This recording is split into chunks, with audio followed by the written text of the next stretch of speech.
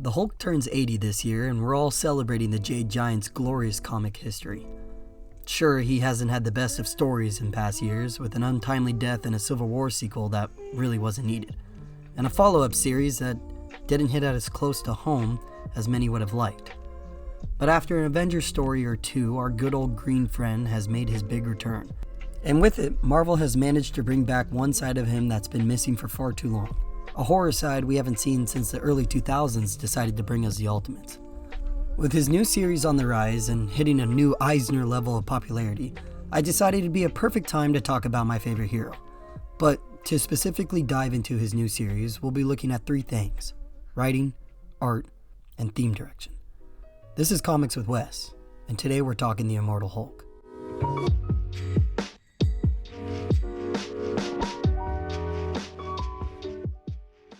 Al Ewing took the reins of Hulk shortly after the conclusion of his Avengers storyline, No Surrender, which gave us the basic backstory on how and why our immortal pal is still kicking it on Earth. From there, Ewing and artist Joe Bennett launched the current title, Immortal Hulk.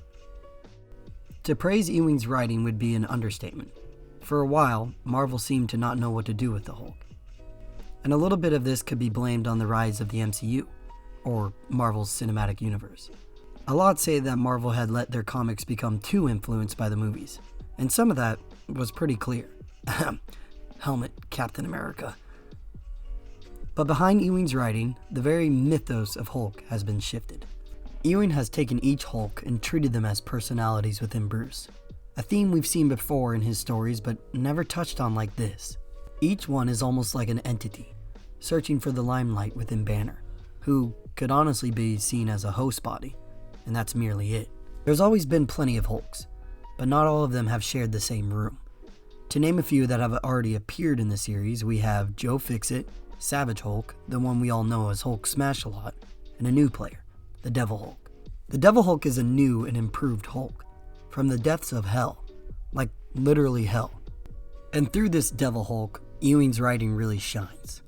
This Devil Hulk has been with Bruce for as long as he can remember. It's an altered subconscious that's only been let out with his death in recent comics. This Hulk is the leader of the rest, a being who sees beyond the goal of just smashing everything and looks at how future actions might affect Bruce and generally help him. This is all pushed further by Ewing's ability to write dialogue that can move you, shift you, and make you believe this Hulk is separate from any that we've ever seen. An instance of Ewing's phenomenal writing comes from the ending of issue 13 within the series. We see Bruce and Hulk take on this sort of green door enemy that's been bothering them for the first 10 issues. At the end of the battle, we're left with just Hulk and Bruce, in what comes to be one of my favorite writings of the pair I've ever read in my 21 years of living. Hulk sees Bruce just simply laying on the ground and he tells him to get up, but Bruce is too scared. And here we see the clear difference between two characters. But from there you understand that Hulk isn't as much of a curse as he is a shield. A shield for Bruce to use.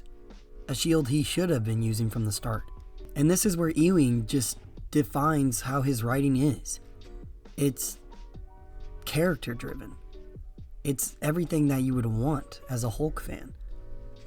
By the end of this, we see who the Hulk really is. It's a somber moment between two who have mainly been known for feuding. Hulk looks down at Bruce and simply tells him that he loves him. This single-handedly might be my favorite Hulk moment in 10 years. If this doesn't get your jimmies in a rustle, then I don't know what to tell you. Ewing's writing has not only redefined the relationship and pushed the mythos past what we ever thought it could be, but it's just defined the character for probably a generation to come. And this is only capitalized on by Bennett's art, which brings me to the second part of my video. Art. Art is something that can make or break a comic, whether it's bad storytelling and glorious art or vice versa. And artist Joe Bennett seriously makes this series. From his other work on Captain America and the Falcon to some older Incredible Hulk issues. One thing Joe does well is body horror, and lucky for us, the Immortal Hulk is full of it.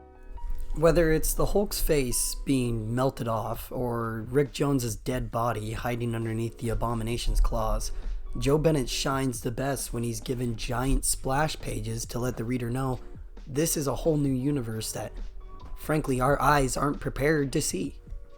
With these splash pages, Joe's able to go into incredible detail that really only he could do. Environments are shifted to be put on a bigger scale. Character detail is highlighted to a maximum that really makes them feel like they're real. It's this sort of time and effort that goes into Joe's drawings that just make this series so much better than its predecessors. Bennett's ability to really captivate that these are monsters in a monster's world is what pushes this book into the theme of horror, which actually brings me to my last point and, well, what I said at the beginning of this whole episode. This book is a horror book. The Hulk is the horror of the Marvel Universe. He's the tortured soul that can't seem to escape himself.